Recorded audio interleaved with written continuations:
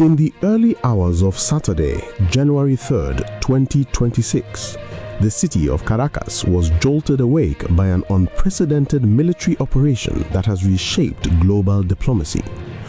Under the cover of darkness, elite United States Delta Force commandos, supported by intelligence assets from the CIA and FBI, executed a precision raid on the fortified residence of Nicolas Maduro.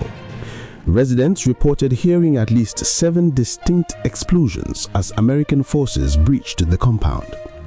Within minutes, the Venezuelan leader and his wife, Celia Flores, were captured and extracted via helicopter to the USS Iwo Jima, a United States warship positioned off the coast.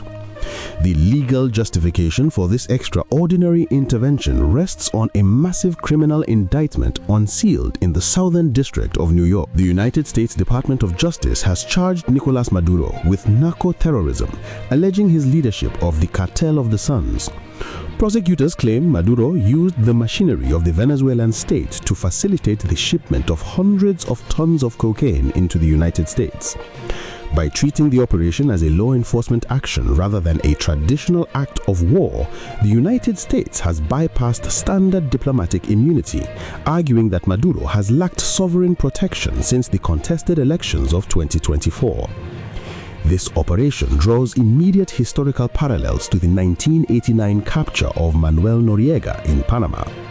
Like Noriega, Maduro is being treated as a high-level criminal defendant rather than a head of state.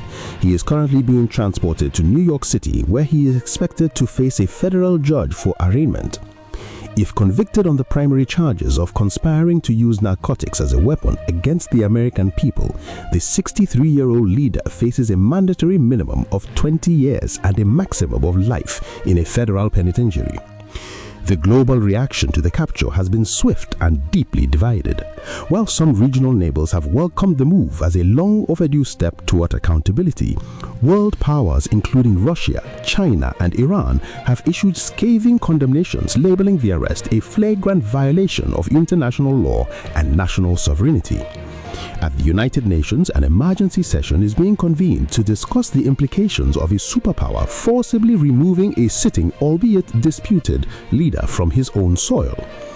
Within Venezuela, a state of national emergency has been declared by Vice President Delcy Rodriguez.